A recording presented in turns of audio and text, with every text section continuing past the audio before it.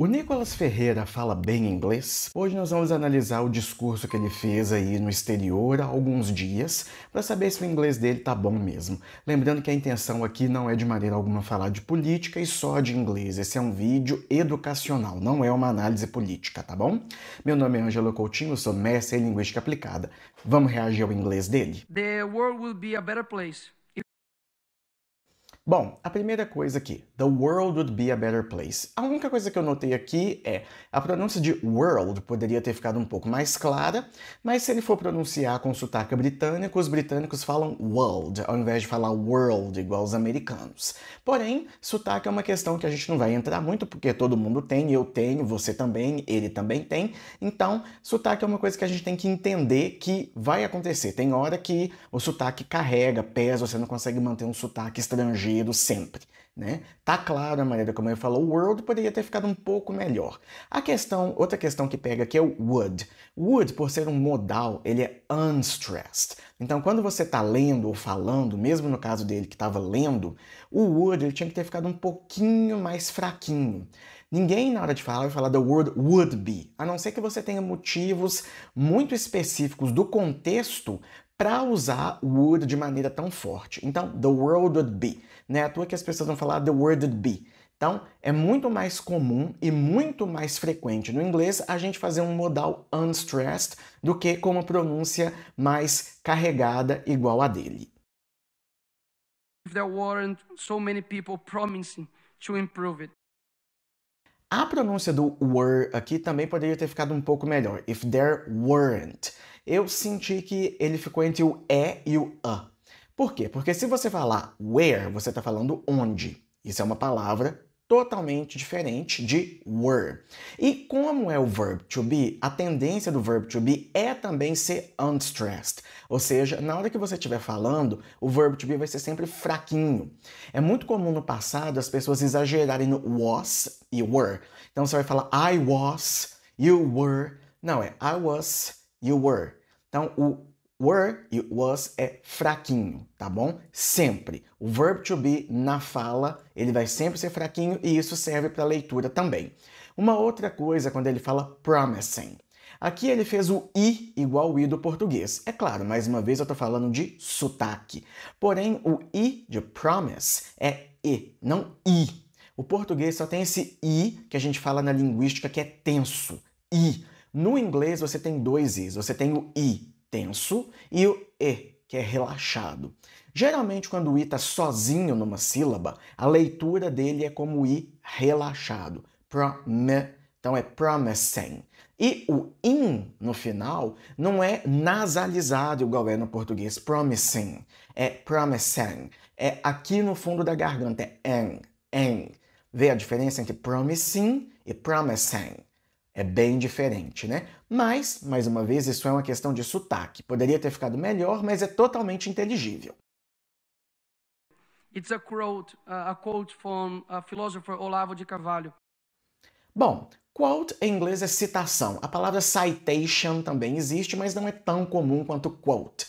Para falar de citações em inglês, você pode usar quote from, quote by. Existe uma diferençazinha. A quote from geralmente pode ser usado para pessoas, igual ele fala quote from a philosopher, ou você também pode falar a quote by a philosopher, não tem problema. Porém, se você estiver citando um trabalho, aí vai ser sempre quote from. Então, a quote from, e aí você põe o nome do trabalho ou o nome da pessoa. A quote by, aí só pode ser pelo nome da pessoa. And that fits perfectly with Greta e Leonardo DiCaprio, for example. Bom, aqui ele usou a expressão to fit with. Isso é uma expressão em inglês que significa alguma coisa que está em harmonia, alguma coisa que vai junto. Então, essa é uma expressão muito boa para vocês aí que estão aprendendo inglês. To fit with. É tipo se encaixar, como está na tradução. Agora, na hora dele falar example, ali ele também deu uma exagerada no E. Não é example, é example, com E, example. That supported our socialist president called Lula, a thief that should be in jail. Bom, a pronúncia de ladrão é thief. Ele pronunciou bem com th.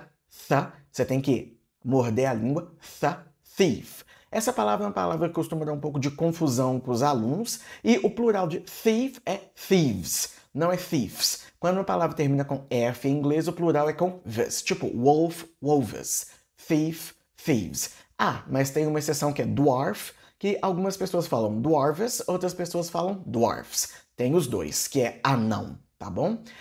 E outra pronúncia aqui que ele pronunciou bem e que costuma dar problema para os alunos é jail. Aqui no caso, muita gente tem a mania de falar e, fala jail, no mesmo caso que é e-mail, né? E na pronúncia é jail, email, tá? Não fale e-mail, é email, jail. É o mesmo caso e ele pronunciou muito bem aqui. And now we have Amazonia. No caso, Amazônia em inglês, eles costumam falar Amazon. Não tem problema nenhum você usar a palavra em inglês. Mas, geralmente, nome, você também pode optar por usar o nome local, Amazônia, não tem problema nenhum. With the worst fire in 15 years, and they are just in silent and disappeared. Bom, in silent é uma expressão que não existe em inglês. No caso, teria que ser in silence, tá? Então, silent em inglês é um adjetivo, silencioso. A expressão é in silence, em silêncio. Bem parecido com o português mesmo. Silence, substantivo. Silent, adjetivo.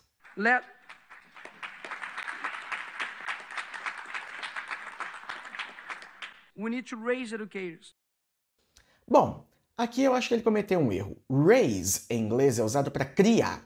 Por exemplo, você pode falar I raise cattle. Eu crio gado, por exemplo.